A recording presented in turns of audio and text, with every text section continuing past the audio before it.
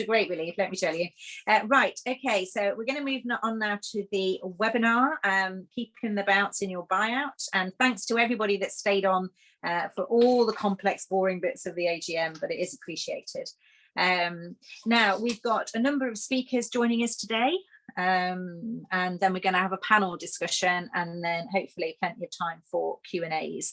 And thanks very much to those that have agreed to give presentations today. I think sometimes we think we're all zoomed out, but having been to sort of face-to-face meetings and appreciating again the amount of time it takes to travel for most of us, these sorts of webinars I think are going to be really useful still into the future, being able to share ideas and thoughts.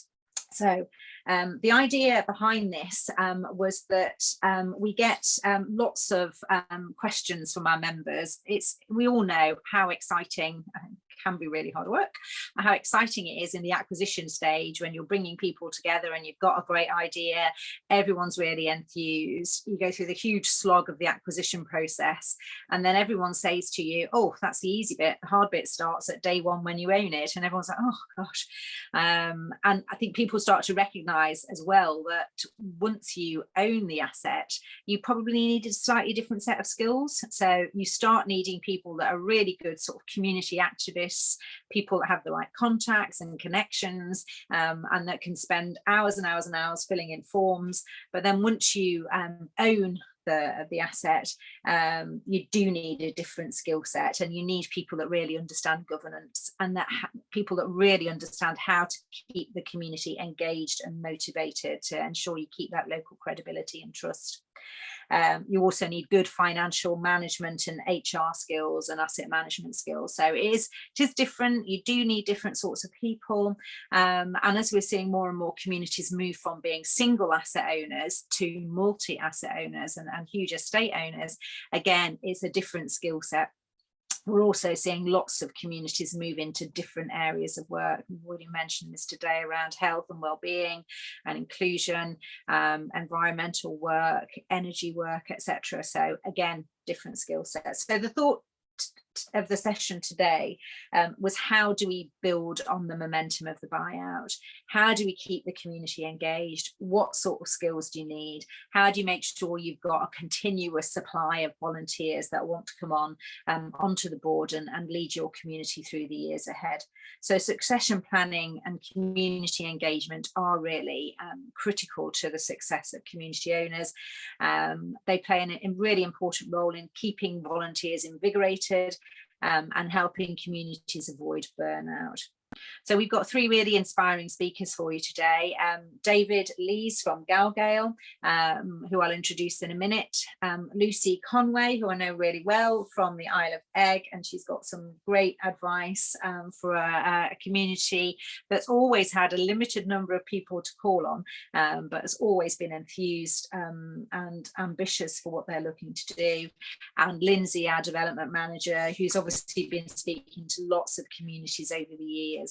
So first of all, we're going to go to David, and David works as operational support at the GalGael Trust. He's involved in everything, I think, really that goes on at GalGael, but his particular specialism is ensuring that the trust keeps the community engaged in all the events and activities that go on there. He facilitates learning exchanges between community groups, and he also is the key point of welcome on the site at GalGael, where you can declare yourself welcome in the free state of govern. So I really love that idea.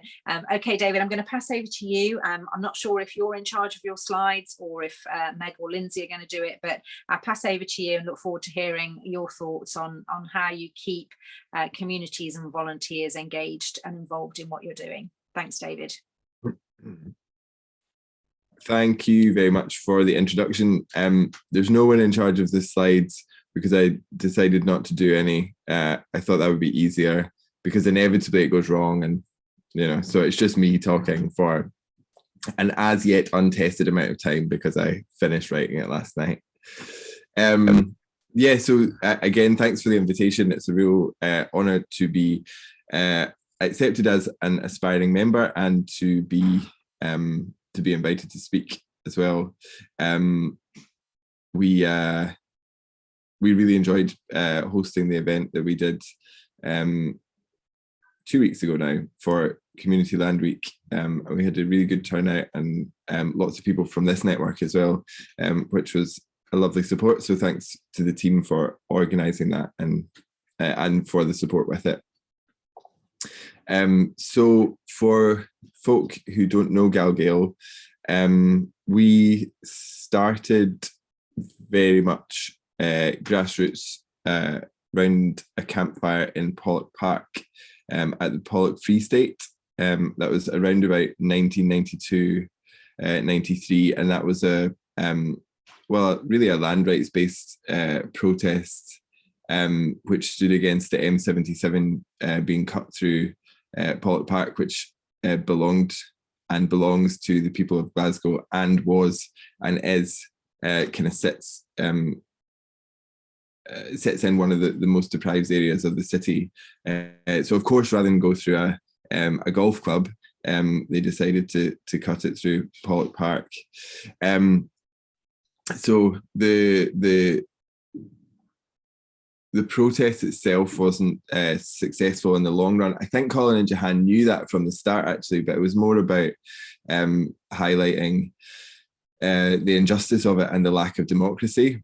And so from that, sitting around the campfire and working as a community, Colin and Jahan took the things that they had learned in that process about making community in difficult spaces, and set up GalGael, which demonstrated what they are for, rather than what they were against.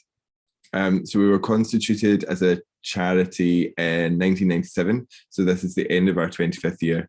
But I think for us, really, the charity terms never really felt quite right. We've also got a social enterprise, and that doesn't feel quite right either, because I think, and what does work is that Colin initially preferred to describe our work as reconvening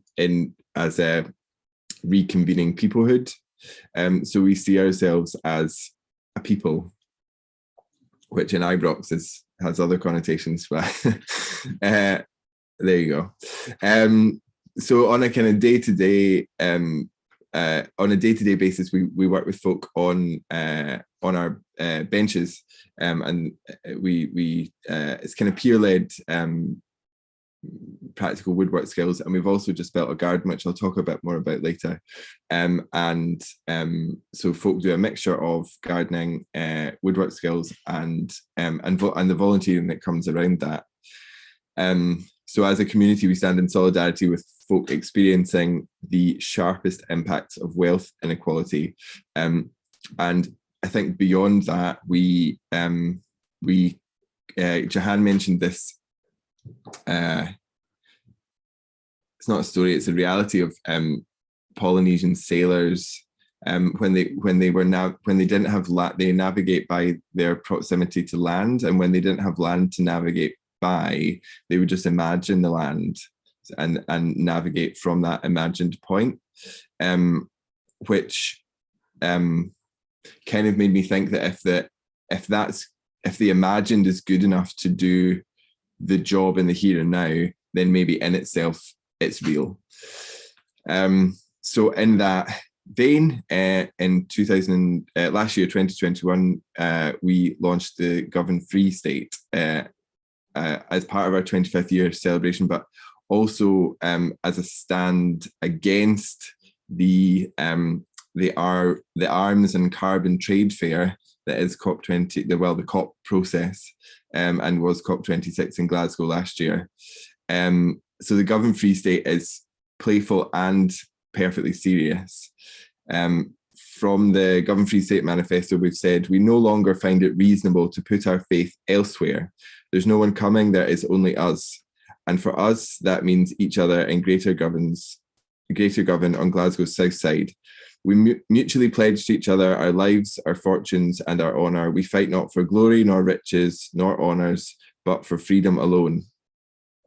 And of course, in that, we're not actually asking folk in our community to give us their money or to lay down arms for us. But what we're doing is we're kind of invoking myth, and we're connecting folk with their history through that reference to the Declaration of Arbroath, which as a document in itself holds, really what that does is holds leadership accountable. So in our name, in GalGael's name, Gal means stranger. So Galway, Galloway, Donegal are all the places of the stranger, and the Gael were the heartland people.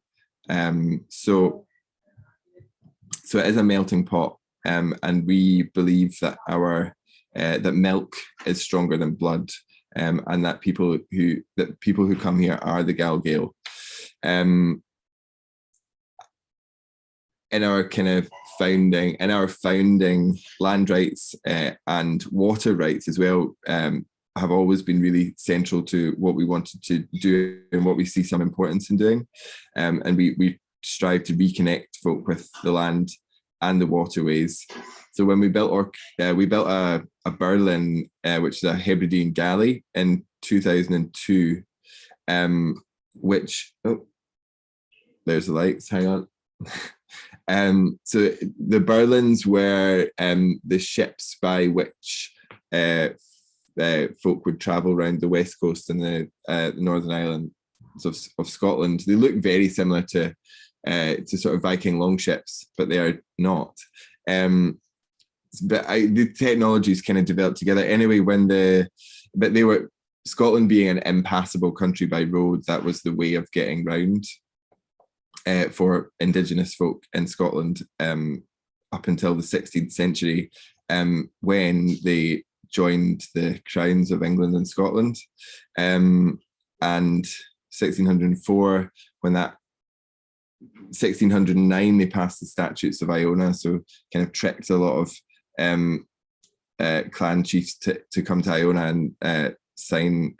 Well, it was the start really of kind of proto-colonialism, I suppose, in Scotland. And so there were lots of things banned, speaking Gaelic, a lot of imposition of taxes on things like whiskey, and the practices that facilitated the use of the Berlins were banned as well. So those sort of Indigenous ways of knowing the sea and the waterways, those disappeared. And so building a Berlin for us was a way of reclaiming that heritage. So it roots our current struggle in our history, and we can also use it. Govan obviously has a very proud shipbuilding heritage, but we can use our boat and that story to unpick some of the difficult narratives as well around our role in more contemporary, slightly more contemporary colonialism. And we can certainly take a lot of pride that we built ships on the Clyde, but we also need to look at the role that those ships played in the British Empire. And those are conversations that they're live conversations that we have with our community, and they're difficult conversations because they're very nuanced. But I think keeping space for those conversations to happen is really important, and being able to hold all of the truths in them, which you can only do in person, you can only do in conversation, you can't do it on a Facebook page, or it's even quite difficult here. So yeah, that's what Orcoon's allowed us to do. That's the stories that it's allowed us to do. And I feel like the kind of more land-based projects that we're embarking on now are with our garden and with the Ibrox Commons, are those land-based projects are allowing us to have some of those land-based conversations with people as well. We have owned our build. I'm just conscious that I've spoken for 10 minutes now, so at least I have a sense of how long this took. I'll just cut some unimportant bits out. We've owned our building here since 2007, but it's very much a building. And I think the exciting bit of the journey that we're on just now is the land bit. We've always had this urban rural vision about connecting people, reconnecting people to to Scotland, and the space at Ibrox Commons really allows us to do that, and we're working in partnership with individuals who live nearby and other local organisations. Kenyon Park have been really supportive with it, and we've worked with them on the local place plan, and we are also working with Maslow's, who've got a community pantry in Govan, and the Craft Cafe, as well as just trying to engage individuals as well. So the garden itself, I think, in terms of what we do, the garden itself gives us a space for ritual and ceremony in a very gentle way. I think it allows people to rediscover what it means to be spiritually connected. It doesn't necessarily mean religion or religious experience, but kind of better aligns to like an economy of deep care. Again, our ceremonies are playful and perfectly serious. There are places where it's okay to make mistakes, and there are places where we hope that we can engender trust and allow people to feel vulnerable, because in that vulnerability, we can imagine islands to navigate by. In that vein, we're hosting an event on the 1st of November. I would be delighted if folk can come along to that. It's from 4 p.m. We're having a fire in the garden, and then there'll be a ceilidh and music and stuff like that. So 1st of November, be lovely to see you all there. Yeah, my like quite trite conclusion that I came up with was that I think we have quite a lot of bounds, and now we're trying to put the buyout in our bounds. Brilliant, Dave. That's great. Yeah. Thanks so much for that. I mean, it's such an inspiring journey that you've been on, and I think lots of people will know about GalGael, but won't know the detail and how you're operating now. So there were a couple of phrases in there which I think would just introduce our next speaker perfectly in terms of what's been happening on Egg, in terms about rooting our current struggles in our history, and a lot of you will know the history of Egg, and it's about reconnecting people to Scotland, and I think that's really important, and for so many of our members, and making that connection with people and land. So thanks, Dave, very much. And there's an opportunity at the end of the presentations for a quick Q&A before we get onto the panel, so may well come back to you, but I'll come over to Lucy now. Thanks, Lucy, for joining us today. Lucy has been involved with the Isle of Egg Heritage Trust for a number of years, and recently served as a director. Lucy currently works for Inspiring Scotland, supporting communities with various funding projects, and has a huge amount of experience and knowledge to share with you about how Egg in particular has managed to keep that bounce going over 25 years. So thanks, Lucy. I'll pass over to you. Hello, thank you. I love the idea that we're all bouncing. I'm not entirely sure that we're bouncing, but we're certainly, I mean, I've lived on Egg since 2004, and in all that time, I've been consistently amazed by the stamina and continuing enthusiasm for delivering for the Isle of Egg by the people who live here. For those of you who may be not familiar with it, the Isle of Egg is just below, just south of Skye. There's a population of about 110, 115 people, which is a rise from the 65 or so when the community was purchased back in 1997. So this is our 25th year. And we've, in that time, as well as our population growing, we've also improved our infrastructure with things such as creating our own electricity scheme and building houses and various other things. So it's been a huge amount of work over that time. And yet, consistently, people are still stepping forward to be involved. When Ailsa was introducing the whole part of the event, she was saying that Egg was a small community, and trying to be bouncy in a small community, and that is very much what I recognise. And I think for just, there we go. I just wanted to show you a small slide that gives you a sense of what our community is. So essentially, as I said, we're about 115 people, of which by the time you take out the children, the people who are maybe in their in their 80 plus, 70 plus years and so on, you've probably got a pool of about 60 people who are available to be involved in the boards of any of the organisations.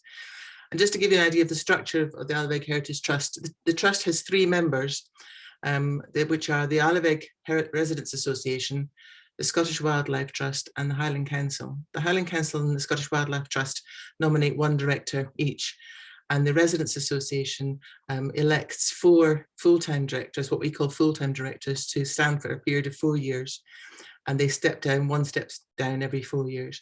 And then to also elect 2 alternate directors who sit for a year. So essentially that means that there's 6 island directors. So the Isle of Wight Residents Association always has the majority in any decisions that are made.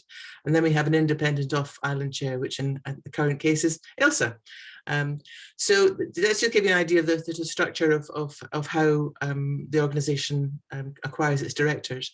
There's then the trust has 3 subsidiaries, which are egg trading, egg electric and egg construction. And they kind of do what it says on the tin. And they also have directors drawn from the local community. And one of the directors from the Isle of Wight Heritage Trust sits on the board of all those companies as well. So essentially at the moment, there's 18 directors between those 4 organisations. And then there's all these other organisations on the right-hand side, which just, again, with other communities, you'll be very familiar about the whole range of different kind of organisations people want to get involved in. So when people say, what do you do in the winter? We just say, well, we have lots of meetings, because that's essentially what we do. And I imagine that's the case with lots of very small communities. And the constraints on getting involved are sometimes, in our case, around residency. If people arrive, they can't be a voting member of the Residents Association until they've been here for 18 months. 2 members of the same household can't be a director at the same time. So there are various constraints which mean that that 60 number doesn't go terribly far. I'm going to close that just now, so rather than keep you looking at that. So at the moment, as I said, around about sort of 25% of our, let's say, available population are involved with the trust or its subsidiaries. I mean, and in terms of keeping them bouncing along and keeping new people wanting to come and join and be a director the next time it comes round, it's a combination, I think, of a range of things that we've been doing in the last recent years. We've been doing a lot of sort of community surveys and consultation about what people's priorities are, where they feel they're being effective, where they feel they're being listened to, and where they're not. We've been trying to find out why people do or don't become a director. What is it that inspires them to do it? And in the greatest and the highest choice in that point of view was people wanted to come and they felt it was their they had to take a turn in shaping and leading the organisation and giving something back to EGG. So, and also looking at what people want for the future, and what's the difference between their individual priorities as an individual person versus the local community, the whole community's priorities. So there's been a lot of work done across all of those areas in the last few years, and they've been really, really useful from the point of view of feeding back to the community as a whole.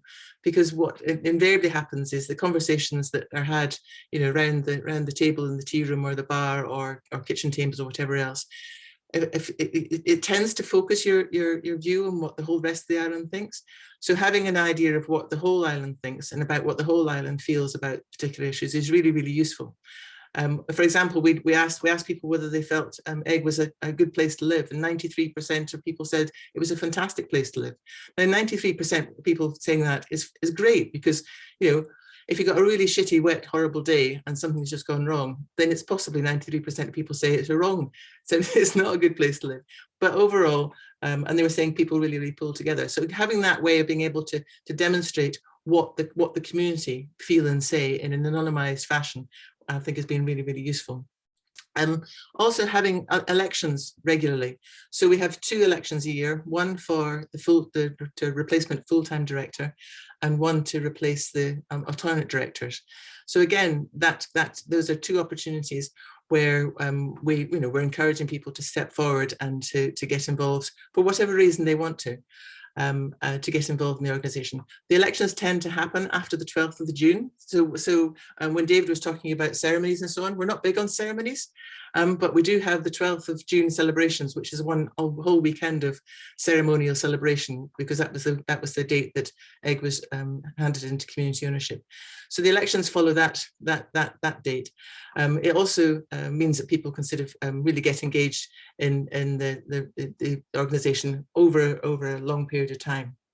Latterly we've been having opening AGMs, a bit like this one, where we have the members, the directors focusing on specific that they need to, and then a sort of Q&A session hereafter, so people can say what they want to hear from the directors and give feedback. So I guess that what my feelings about why we're bouncy, because I think we do feel quite bouncy. We're also very tired. We're permanently tired. do not believe that, you know, we all wake up in the morning feeling like, you know, we've had the best night's sleep ever. We're permanently tired, we're permanently stressed, but we're permanently positive as well. And I think that is really a balance of a combination of asking and sharing what you find out and listening to what people are saying. I think you need to be open to change. You also need to be open to the fact that things take forever. They really do. And whether that's because we live on an island, whether it's because we've only got 60 people to pull from, or just because things take ages, time takes, you know, is a factor. And related to that, people's personal relationship to time and what they can contribute to a board at any one point will vary, because we all have things going on in our lives.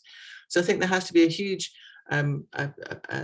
understanding about the place of respect, and that people are really trying to do their best. This might be the first time they've been a director. This might be, you know, they've been thinking about, you know, nominating themselves for ages, and they finally got into it. And they're really floundering. Or maybe they've come in and they go, all guns blazing, and they're going to change the world. Both of those positions are perfectly valid. You need to respect where people are coming from and where they're hoping to get everything to. And I think that's one of the reasons why, although the 4-year term of office feels like a long time, it's actually a really, I believe it's a really good length of time to be able to understand how the organisation works and how it works with the community, and how you therefore can support the directors that come thereafter. We've got all sorts of exciting things we're trying to figure out about how we share information, how we make sure our governance is thorough and suitable for purpose. I'm not going to go into that because I'm sure you've all got the same challenges. So life is one long challenge, trying to stay upright and trying to stay positive. And I think that when David was talking about, you know, GalGael's sort of soul, I think EGG's soul, if you were to take 115 people, just pluck them off Sauchiehall Street, then that's the population of EGG. We're not an intentional community. We're not here to make a point.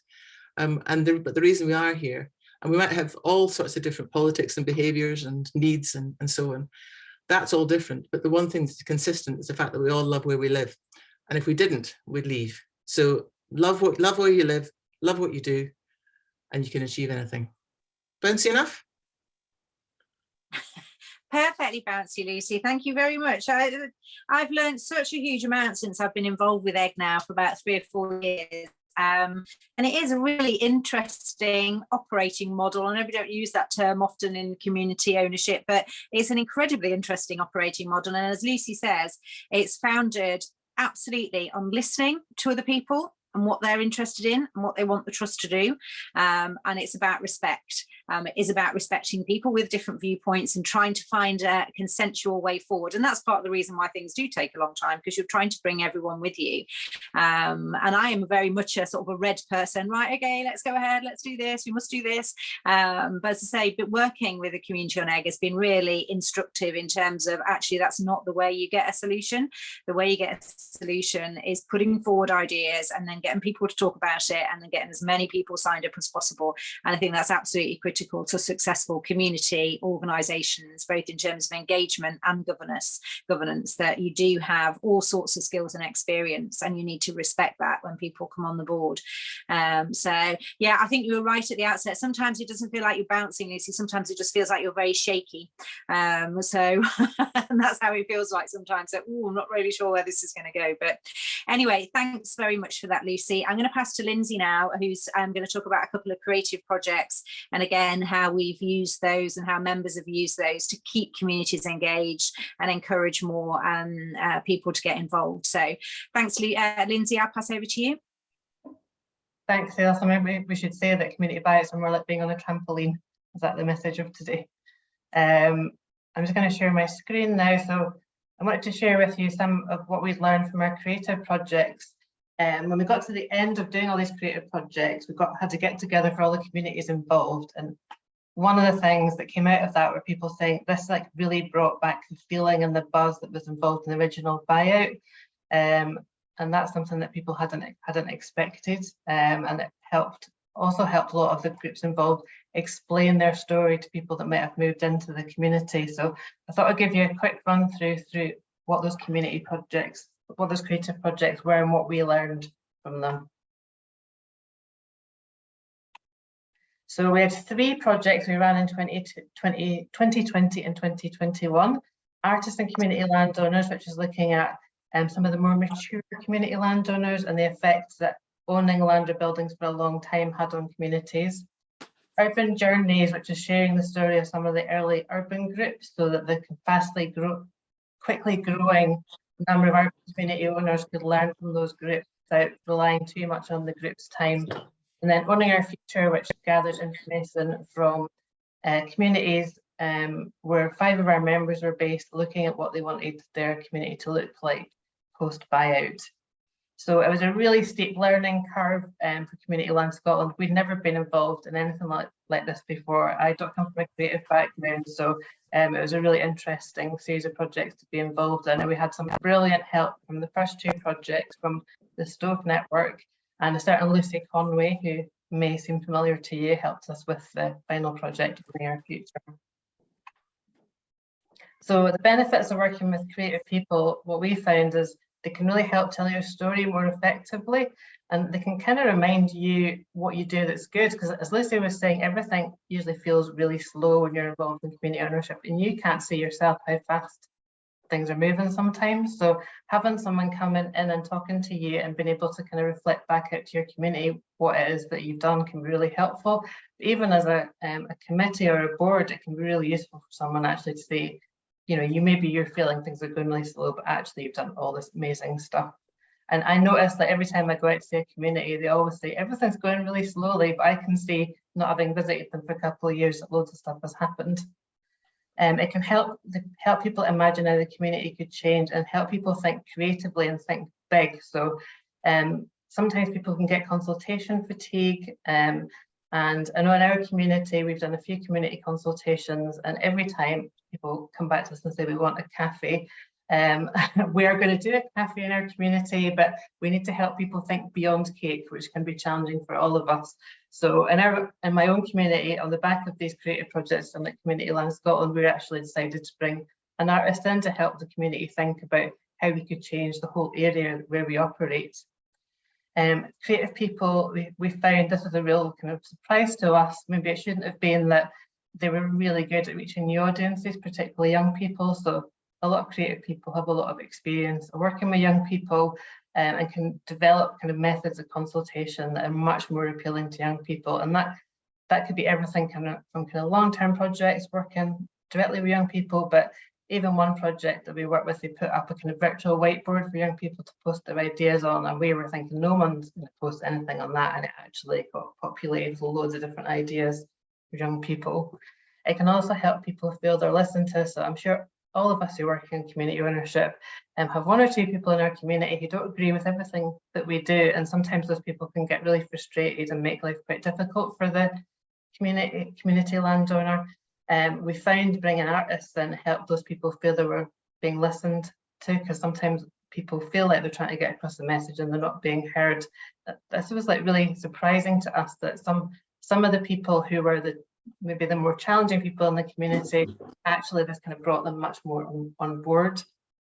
And people will tell them things that they won't tell you. So they can give you kind of information and be much more objective in a way when they're talking to people, because they're not associated with the community organisation itself. So sometimes you get quite kind of surprising bits of information coming through the creative projects.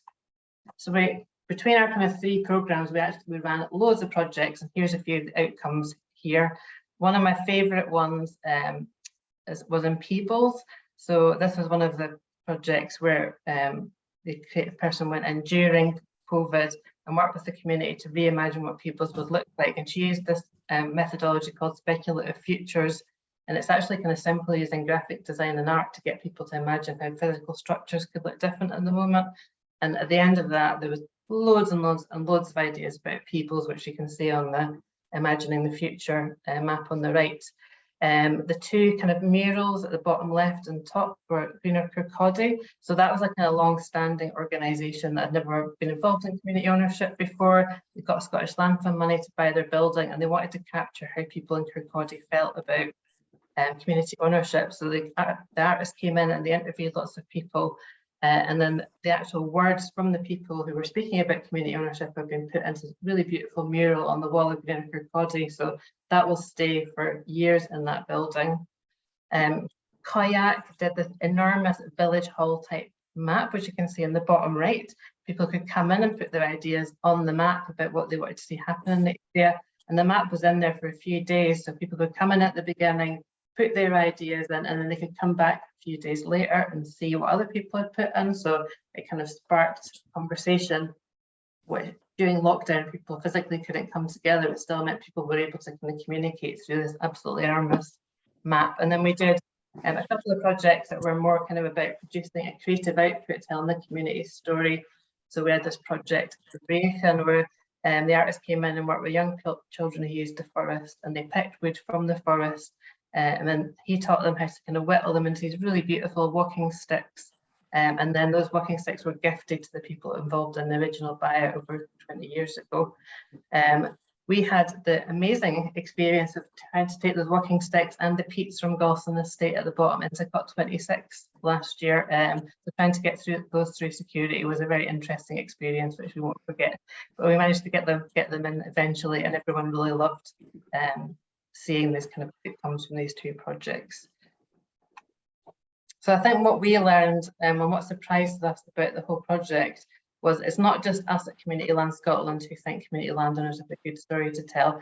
I'm very lucky I get to go out and talk to a lot of communities, and I hear these amazing stories all the time. And the general public are not really aware of them. So bringing artists in to look at those stories and tell them is really important. But what I really liked was that quite a lot of the artists have stayed with the communities and are doing other projects with them, because the artists kind of almost fell in love with the communities they were working with and got really excited about working with them. As I mentioned, it kind of brought back that buzz that might not have been around since the original buyout, and it helped tell the story to new people that might have moved into the area.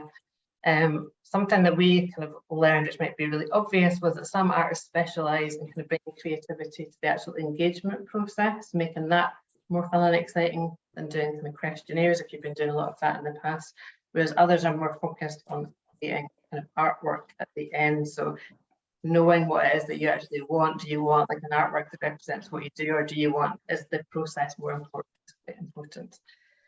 Getting the right people is really important, and we had a lot of help from the Stove Network and Lucy in picking the people, which was brilliant.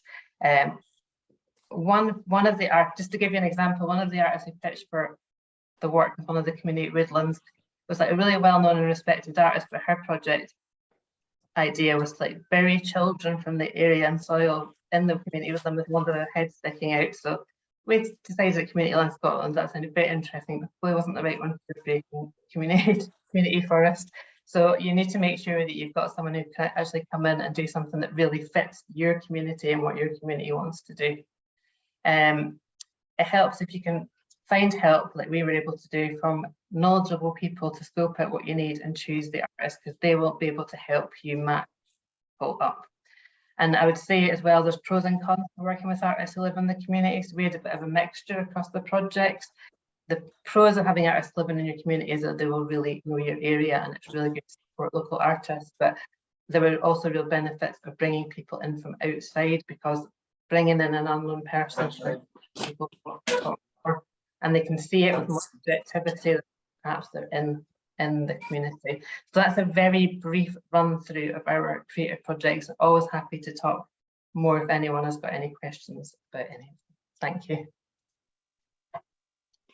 Thanks very much, Lindsay. Yeah, and that was a brief run through because they were really huge projects with some fantastic outcomes. And again, I think we did a report on owning our future, which again, perhaps we can put in the chat box if anyone's interested in that. So thanks to Lindsay and Lucy and David there for those presentations. We're now going to move on to a panel discussion. If you could put any questions that you've got for any of the presenters we've had so far, or anything that comes up in the panel discussion in the chat box, that would be really helpful so I can pick them up at the end. Hopefully we'll have 10-15 minutes at the end for any Q&As that people have got, things that have raised. So if you could do that, please. So I'm now going to move on to some other guests that we got with us, and thank you again for your time. So Grant Holroyd and Steph Harris, both from Knoydart, and Rona Campbell from UHI, and Katrina Dick from Newton Stewart down in the south. So I wonder if I could ask Grant and Steph to go first, perhaps just with a minute or so on what's been happening. You can't possibly cover it in a minute, I know, but just who you are, what's happening in Knoydart. I know, Steph, you've been involved in one of the latest acquisitions there. So perhaps if we start with Grant with a bit of background to Knoydart, and then go on to Steph. I'll then introduce Rona and Katrina to do the same, and then I've got a few questions for them before we open it up. So I'll come to Steph and Grant first, and Grant, if you're happy to go first with a bit of background. Oh, thank you.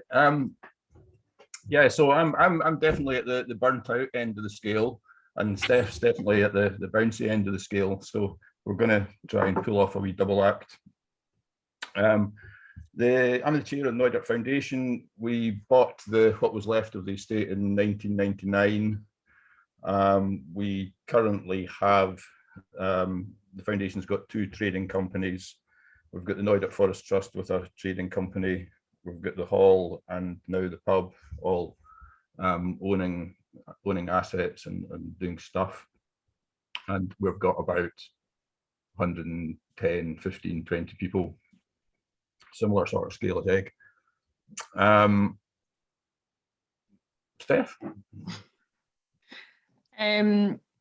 I grew up on Knoydart, so kind of been involved in some way or shape since the buyout in '99, and then recently the pub came up for sale last year, and we decided to try and go for a community buyout of that. So that was done separately from the Knoydart Foundation. We set up a kind of different community organisation, and we went through about 14 months of a lot of head scratching and stress, and then in the end of March this year we bought it. So now we're trying to figure out what to do with it. So that's been a whole new experience. Brilliant, thanks, Grant and Steph. Oh, can you hear me okay? I can't believe you managed to keep all that to such a short introduction when it's such a huge amount going on.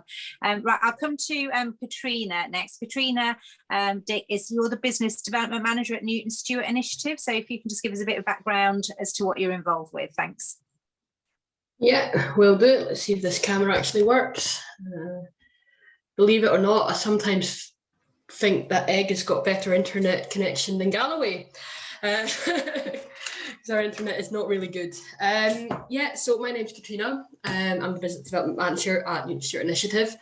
We like to get involved in a lot of things. Recently, that has been inclusive play parks and kind of trying to make the area around us a bit more inclusive, but we also do a lot of youth work, and we also carry out a lot of engagements. So our main aim is to just try and regenerate our town. Newton Stewart, for those that don't know, is quite rural. We're quite far away from other kind of services, and unfortunately are a little bit forgotten by our local council, because of course there is no problem for 80-year-old ladies standing in the cold, taking 2 buses to get where they need to go. Sorry, getting a little bit political here. I'll try and behave myself. So yeah, so that's what we're up to at the moment, we're also involved in trying to tackle affordable housing issues, which is a very big issue in Newton Stewart, and which I'll come back to a little bit later in terms of questions. Trying to think of what else to say, but I can't think of There's anything. plenty of chance. Yes. Plenty of chance for your questions. Thanks, Trina. Brilliant, I expect thanks. on this call we could probably have a competition for who's got the worst broadband. It will be a hard fought one. Thank you. But a lot of the issues we see from our work, a lot of the issues in the south of Scotland are very familiar to us in the Highlands. So lots of shared experience. Thank you. And Rona Campbell, I know Rona from time at UHI. Rona's got a really important job there as Senior Development Manager for Population and Talent Attraction. So trying to deal with some of the really fundamental issues in the Highlands and Islands, which we know are the same in parts of the south of Scotland. But we've asked her along today in particular because she did her master's in sustainable rural development, and she wrote her dissertation on succession planning in community land trusts. So really important for all of us, and that's now been turned into a book, and I'm sure she'll plug that, and it's also now the focus of her PhD. So I'll pass over to Rona just for a quick intro. Rona, any initial thoughts before we get on to questions? Yeah, there is a book. It was a university publishing project, so it is there. So if anyone's interested in it.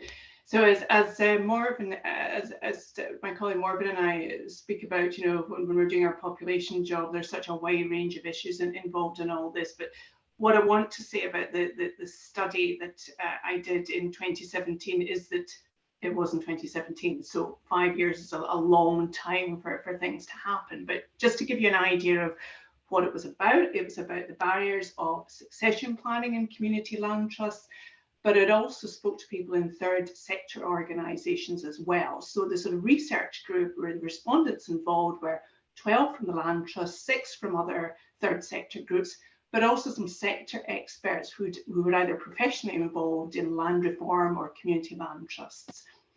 Out of the study, I would say there were 5 dominant themes which came through the results. These were that none of the land trusts, that's 12 land trusts that took part in it, had a succession plan. Some were thinking about it, were worried about it, but there was no plan. The third sector respondents also said exactly the same. I've heard colleagues this morning talking about the kind of time people spend on it, and respondents indicated that a lack of time was why folk didn't want to get involved in the land trusts, or they were a wee bit wary. The population issue, which is my day job at Highlands and Islands Enterprise, numbers of people, the small pool of people, we heard Lucy talking about that with 60, so that's an issue too. One thing that came through quite strongly was an issue around skills, that people felt they weren't well qualified to be involved in the trusts. Some of the trusts also said, quite shamefaced at the time, and there was no need to be shamefaced, it was just how it was, that they had no real induction procedure or very little training for board members. But do remember this is 2017, and I know things have moved on from then. The other thing that people spoke about was community conflict and potentially being a target for things, that with the advent of social media, if that was something that maybe put them off a wee bit. There were sort of other things that came through in the study, and respondents spoke about the workload being involved if you were involved in a board. And again, they talked about the lack of experience. There was also a feeling that for some of the respondents, that the board was a bit of a closed shop and they were reluctant to put themselves forward. On the whole sort of wider issue of volunteering, because we were talking about land trust boards, volunteer boards, there were comments about people thinking there were maybe too many volunteering demands in a community, but also that people were beginning to want to volunteer differently. That made, sort of regular things, maybe something that put them off, the 2 hours on a Thursday, the 4 hours on a whatever day, that put them off a bit. And I think also the lack of involvement was really based on, well, the folk who are doing it just now, we'll just leave them to. So there was an element of that. There was still at that time in 2017, in terms of other issues of community support and that sort of hangover of maybe some people in communities who weren't terribly in favour of the buyout. So that still was recognised at that time. also people spoke about communities needing to work together a bit more, that would help folk to get involved. Now, since then, we've had a pandemic, all sorts of things have happened since then, and Out to Hebrides, Community Land Out to Hebrides has formed as well. So things have moved on. So in summary, and just to conclude, there was concern over a lack of a succession plan. The availability of volunteers was a second theme, and a point I didn't mention earlier was a number of people actually mentioned that they had a lot of childcare responsibilities to help their families out because of the lack of childcare in their communities. There was also a feeling that volunteer work was more complex, and potential volunteers assumed that they didn't have the skills to get involved, which led on to the issue of training for volunteers was this inconsistent at that time too. So it was a very interesting piece of work to do, and as I found it during that study and the PhD that I've just completed just now, as a community, you're very willing to speak about your challenges and try and find a way forward, and you're to be commended for that. The one thing people didn't talk about was burnout and being tired. I didn't believe them in the nicest possible way, but that was interesting. Thanks very much, Rona, and I'm sure there's a lot in there that we all recognise, particularly the issue of burnout and fatigue, and that not everybody loves committees. There's lots of ways you can contribute to your community land ownership. We tend to think, well, you need to be on the board, but actually you don't. And how we get that message out that people can contribute in other ways is really important. So thanks for those introductions. I'm going to come to Grant and Steph first, because you've got such an immense amount on. You've recently taken on more assets, and Steph mentioned the pub, and that's 20 years after your first buyout. So you've got actually 7, as I understand it, 7 individual community organisations that own assets, and that was the focus of the recent Community Land Week event. Why do you think Knoydart is such a hotspot? Why have you got 7 organisations, and how easy is it to find directors for each of those organisations when you've only got such a limited pool of potential volunteers? So come to Grant first, and then Stephanie. Okay. Well, the short answer is I don't know. It seems Honesty is a big thing as well. Sorry. Honesty is a big thing as well with community trusts. We've got at least 7 kind of asset owning community companies. There's also all the other sort of committees and organisations, the community council and so on. And it seems bonkers that, how on earth do we sustain all these organisations with so few people? But it does sort of seem to work somehow. And I think the questions are around what sort of efforts and support do we need in order to make it work better. Succession planning is not a thing that we've put an awful lot of effort into. This year we put a bit more effort into it, and we've come up with some job descriptions for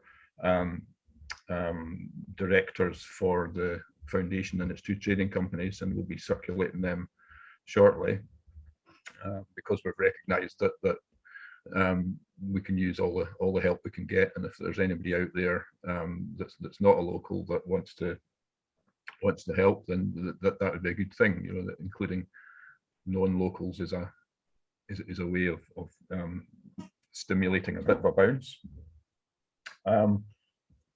So I've forgotten what the question was, Steph. Well,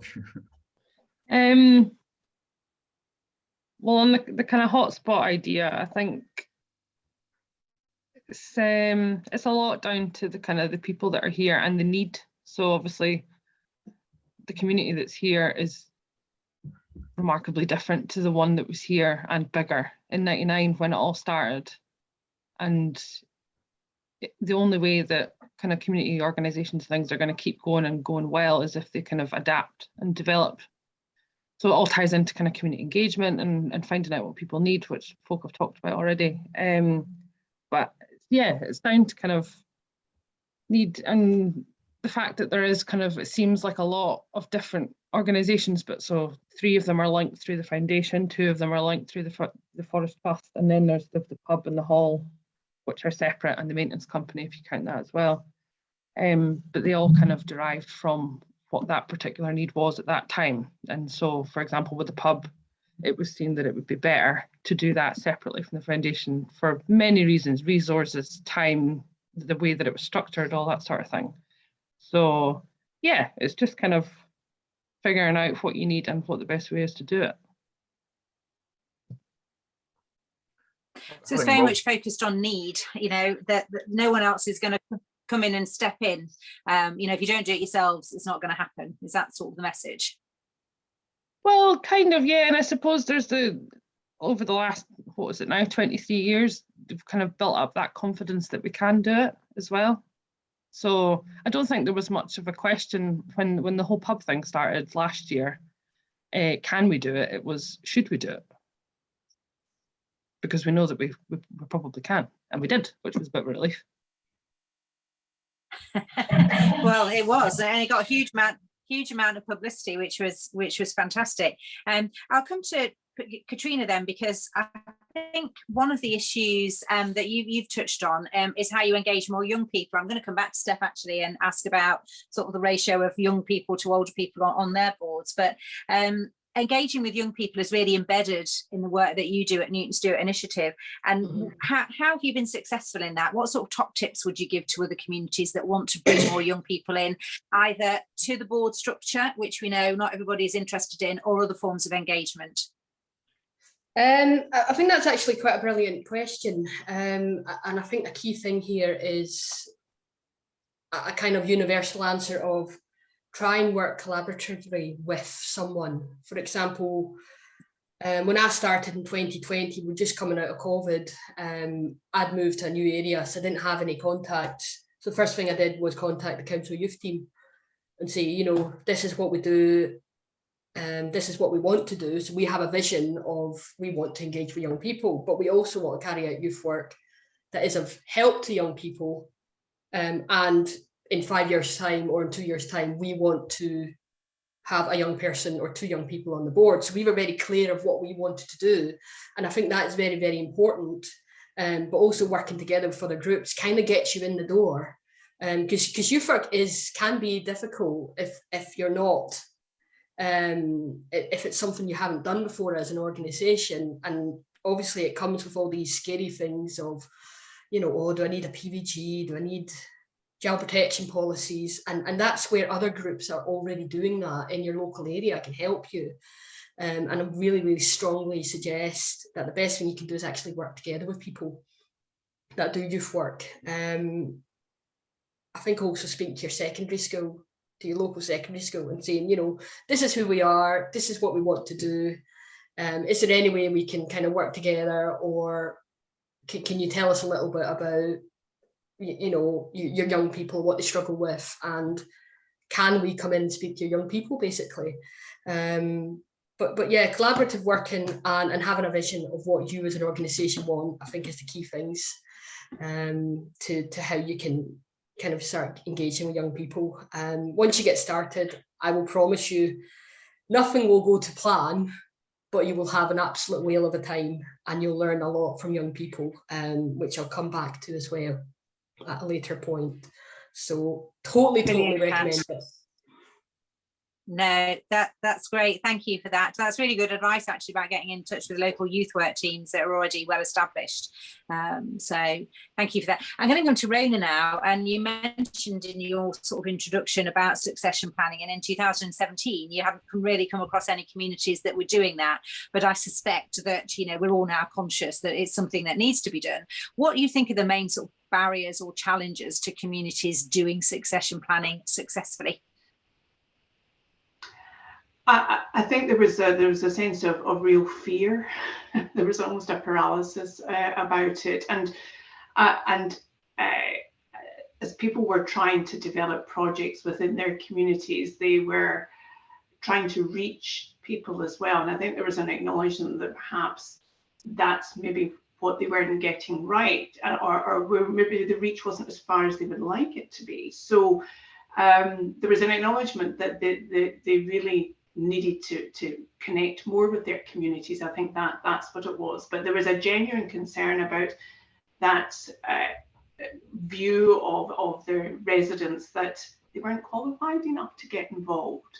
And that concerned people, and they didn't quite know what to do about it. So if you don't quite know how to resolve one of the challenges, it makes it difficult to plan, for the future. So that came through quite strongly, because if you look at all communities now, and particularly in the last few years, if you look at the complexity, of the project, somebody living in, you imagine somebody living in maybe in Galston, we all know Galston and the many projects that they do there, and looking at renewable energy, and think, well, I don't know anything about that.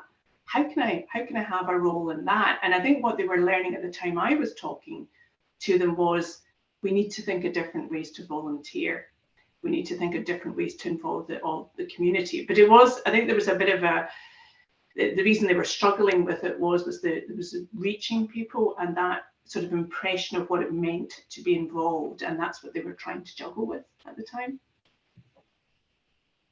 Thanks, Rona. So I think Grant's mentioned it already, but things like induction packs and job descriptions for volunteers, and being really clear about what skills you're expected to bring with you, where there are skills gaps, or in fact if the skills that you're looking for is actually somebody that's good at talking to people in the shop, and so actually you don't want people to come that know all about how to run a hydro scheme, or how to run a shop, but actually what you're looking for is that community engagement piece, or perhaps somebody with other skills, practical skills or professional skills. So do you think we need to be much clearer about what actually being a volunteer on a board is, and that actually, you don't need to know all this when you join, and you're not expected to make those big decisions on day one?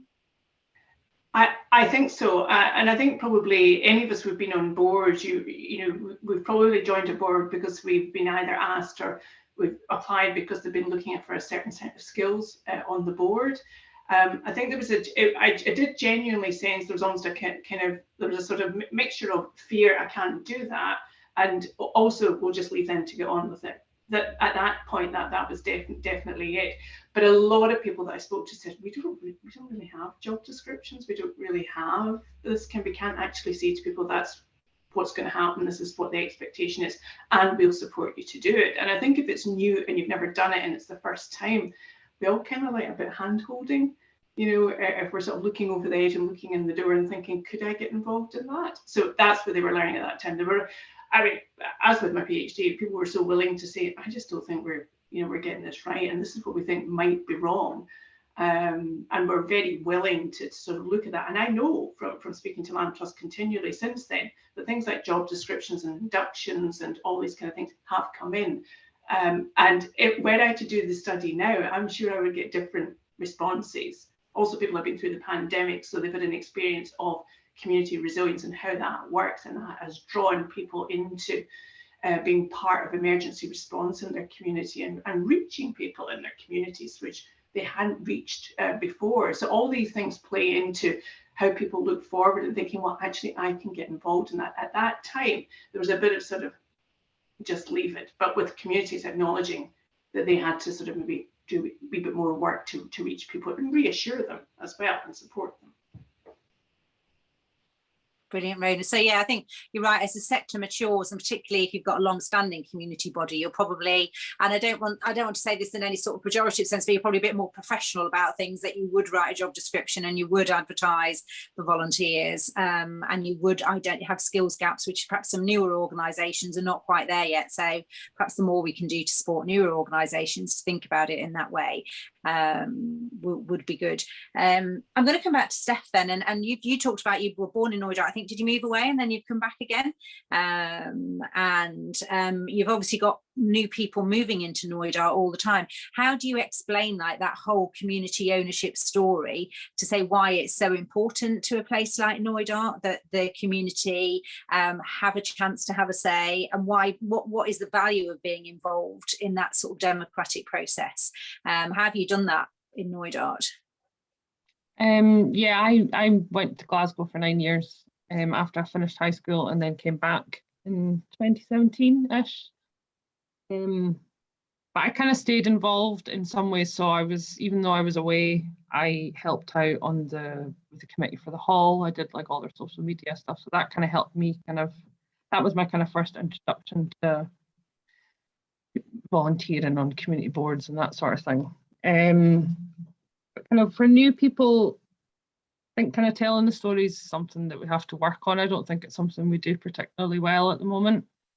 I think it's quite organic just now, and that kind of people come, the ideas that people have before they move here can be very different. Some people have got a really good grasp of what it's like, and some people don't. And those that don't, well, if they don't like it, then they're not here for very long. But I think there can be a bit of a kind of idealized version of Knoydart portrayed through various media or whatever. And I think it's quite important that we do try and kind of let people know a bit more of the reality of it, whether that's just kind of day-to-day living, or as you're talking about kind of being involved in kind of community organisations and volunteering and all that, because at some point or another, you will all have to do a turn, or want to do a turn, is what you would hope for. But yeah, I think it's something that we need to think a little bit more about, actually. Yeah. No, thanks, Steph. And I think probably from the egg example, probably come back to Lucy and just ask for her thoughts on that, about how much you sell the story of what community ownership can do to new people that are coming. You know, to say this is a part of the experience of living in our community. You know, because we quite often see that people move to remote communities because they want to get away from it all, or particularly people, they want to get away from people and just live in splendid isolation. But actually, you can't live in splendid isolation in some of these communities, because everybody needs to work together to make that community work. So Lucy, from your perspective, how do you sell that to Egg? I know you just had a couple of new people move to Egg recently. Is that something you proactively do, or you just sort of expect them to acquire it by osmosis?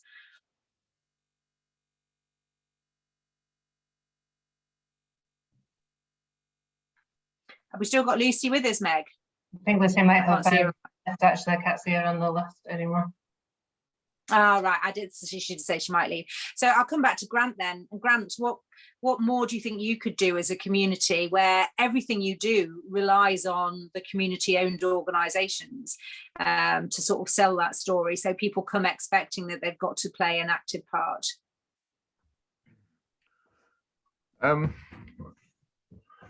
One thing would be to create opportunities for people to come and try it.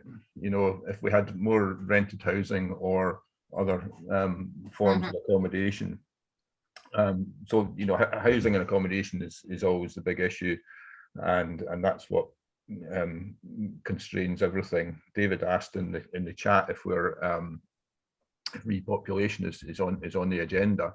And it is. We all recognise, or more or less all of us recognise, that we need more people to do all the things that need doing, and that there's opportunities for more people. But housing is the pinch point. And in terms of folk who rock up, yeah, as Steph said, some folk come with some very sort of strange ideas about what life's like, and have rose-tinted spectacles, and you know, it usually takes, you know, and these folk are people that are buying property, and so they're investing quite a lot of money. So sometimes it takes them quite a long time to figure out that actually it's not for them, which is, you know, that can be a bit sad. And I agree with Steph. Is about the image that's portrayed, and people must get these ideas from somewhere. These preconceived ideas, they must get them from somewhere. And what are we doing to make sure that the place is described and marketing kind of honestly and with integrity? And that's it is easy for the accommodation providers who make money out of visitors to portray something that's not entirely accurate. You know, what's marketed isn't actually the reality. No, that's a really good point, and we see that a lot don't we, in some of our communities, that people come, stay for one winter or possibly 2 winters, and then they're away again, but have lots of ideas of how things they could change in the meantime. I'm going to come back to Katrina. Do you have a problem, Katrina, specifically with young people leaving the town, and in terms of sort of making it a more attractive place, both for young people to live, people of working age to live in Newton Stewart, but to get involved more in community type activity? How do you think that's a problem with young people leaving, and what are you doing to encourage them to stay? Well, yeah, definitely. Like any rural community, and I'm sure there are other communities as well have the same problem. Young people leave. Our young people leave mostly to go to university because there's nothing for them. Closest universities are Glasgow or Edinburgh, which is what, 2.5 hours one way on bus, if not more. I've not tried. I dare not. Which obviously means, you know, that if they want to have a decent education, they've got to leave. But what happens then is they get a decent education and there's no job or there's no affordable housing for them, which is something that we're very aware of from the engagement we have done with young people. Is a lot of them do want to come back, and they want to be a part of the community, but obviously after living between 3 and 4 years at another place, at university or wherever, you don't really want to come back and move in with mum and dad again. And obviously, you know, work's an issue as well. You've got to be able to actually, you know, pay your way forward. And that is an issue. Now, what Newton Stewart Initiative are trying to do is, and I touched upon it earlier, was we know there's a problem with lack of affordable housing. So that is something that we are working actively towards. There are quite a number of disused buildings in Newton Stewart at the moment, that we are hoping at some point to be able to take ownership of, to convert into affordable housing. Because of that very reason, it's been highlighted to us. Another thing is, you know, as a charity, we're continuing to grow, which means we'll take on more staff, which then offers employability and you know, for the local community. But a key thing that we're doing now with young people is we're out there. We're telling them, like, you know, tell us what you think, tell us what is important, and we'll listen. I will say that can sometimes be a bit of a challenge, but I think that we are putting these funding stones in about what young people see, and from actually, if there is time, I'd like to just share that it's we recently did a survey where we asked young people the same question as we asked the older generation as well, and that was, how do you see Newton Stewart in 10 years? A vast majority, i.e. 90% of young people, said they want it to be bigger. They want Newton Stewart to be a lot bigger with a lot more in it for young people to do. When we asked the older generation, they were very clear. In fact, 100% of them were very clear. They don't want it to change. They're very, very happy with Newton Stewart being the way it is. Obviously, that doesn't take into account, you know, issues with public transport, bits and bobs like that, but they wouldn't want it to expand. They wouldn't want it to become this big city hub. And that's quite interesting for us as an organisation as well, to kind of take into account when we do what we do. But it just shows how important it is to listen to the different generations of the people. So going back, yes, young people leaving is an issue, but it's natural that they would want to leave, and, you know, as we all did, you know, want to actually learn about a different place and have a different experience. But the key thing is getting them back, and also facilitating getting them back so that there is affordable housing, that there is jobs to go to. And those are key things. So yeah. But yeah, we do our No, best. thanks, Kat. It's amazing how many of these conversations come back to housing. Practically every conversation we have these days comes back to housing in one form or another. And I noticed we've got a couple of questions or a comment from David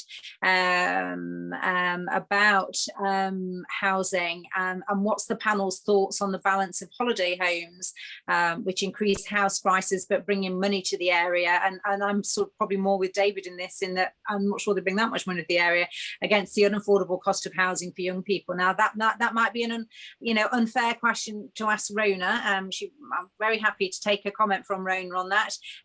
But perhaps Grant and Steph and Kat, this whole issue about affordability of housing and losing housing stock to holiday and second homes, and does that impact on the sustainability of the community organisations, or do you find that those homeowners are still happy to get involved in some form? So I'll come to Rona first, and you can say, Rona, if you'd rather not answer with your UHI hat on, but I'll be interested in your comments if you're happy to. Well, no, I mean, I work at Highlands and Islands Enterprise, as many people on the call know, and my job isn't population, but it's an out there job, a public facing job, so I'm happy to comment on it. It is a complex area. I think one of the things we need to watch for in it is the new licensing arrangements that are coming in for holiday lets and things like that. We are starting to hear, and when I say we, I mean me, local authority partners that are working on population. We're starting to hear that people are thinking, actually, I'm not going to continue with this. I'm going to sell it, or I'm going to go for a long-term let. And it will be interesting to see what's going to happen. I think raising looking at these problems through the lens of population is maybe helping a bit too, in terms of how communities are reacting to it. Because we've seen in Newest where there have been people have sold houses but made it clear that they are not going to sell to people who want them as holiday homes and will only sell to local people. That is a self-policing thing that is going on there. None of this is enough. We know that none of this is enough. One of the big problems is the sort of fiscal regime, the financial regime that goes around housing, and how a local authority can spend the money that they're being allocated for social housing. And this is something that particularly the Carla has been campaigning for, to get that change, so that you can more easily, and you will be able to get contractors to build the 4 houses where a more rural community needs it. I hate using the word rural because it's such a connotation, but I think you all know what I mean. All these things, there has to be real systemic change in housing for there to be an impact. But I think I would just say, take heart as to what's rumbling around underneath it. I think people are starting to look at their lives and thinking, do I really need that holiday home? Has that just been in my, have I just inherited it? I'm hearing about they can't get houses for young people. What am I going to do about it? It would be interesting to see in a year's time what's happened, what local authorities have managed to gather in terms of licensing for holiday homes, or whether that's been a catalyst, because there's a bit of change coming. Brilliant, Rona. And anyone that knows me knows I could talk about that subject all day, but this is not a topic on housing. So Grant and Steph, I suppose the specific question for you is, do you find that people that either own holiday homes or that own second homes still want to get involved in the community, or do they not see themselves as having that sort of engagement? Be really interested in your thoughts on that. Come to Grant first. I think we're quite lucky at Knoydart, and basically because we don't have a road and we don't have a rural ferry, which means that we don't have a lot of empty holiday houses. Most of the holiday houses are at least let out, and I think there's a relatively high percentage of occupied houses relative to other places, So I think we're quite lucky. I think, and maybe that's why, to go back to one of the earlier questions, why we're such a hotspot. We're such a hotspot because there's a relatively high percentage of residents within the community. The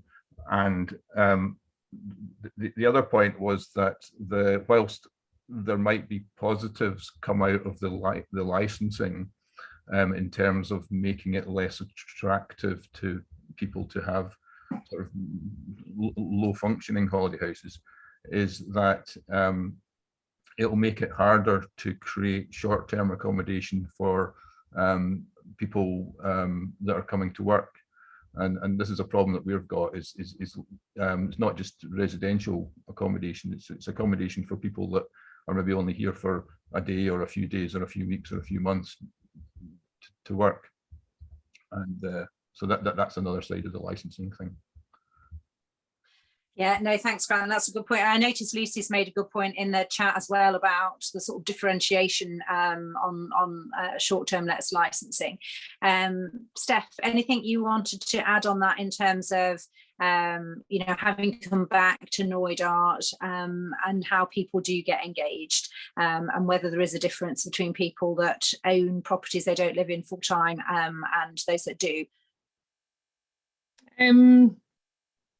No, I think just what Grant said, we are very lucky in that a lot of the people that do have kind of second homes or holiday homes, whether they let them out or not, they've had them for a very long time, and they do, like over that time, they have made an effort to kind of get involved, and they have done with a lot of things. The pub, when the hall was getting refurbed, a lot of kind of input in that. Yeah. Pros and cons then. And now I'm just conscious of time. I just want to say, I think we've picked up most of the points that were up in the chat. Yeah, so Rona's point again, I think sort of reflects Lucy's around who actually owns those homes, if they're local and that money's going back into the local economy. That's one thing, as opposed to sort of absentee owners, shall we say. But has anyone got any other questions they want to ask the panelists or the other speakers before we finish? I think we've had a good run around the houses today in terms of what some of the issues are. I think Rona's work is really worth looking at if you've got time, in terms of some of the particular problems. And I think that points the way to some of the solutions as well. And I think from a CLS perspective, it's things that we could help with. Lincoln, I can see you've got your hand up.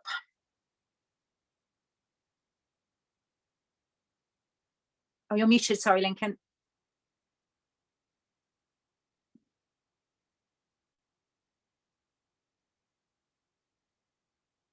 Oh, are you putting something in the chat?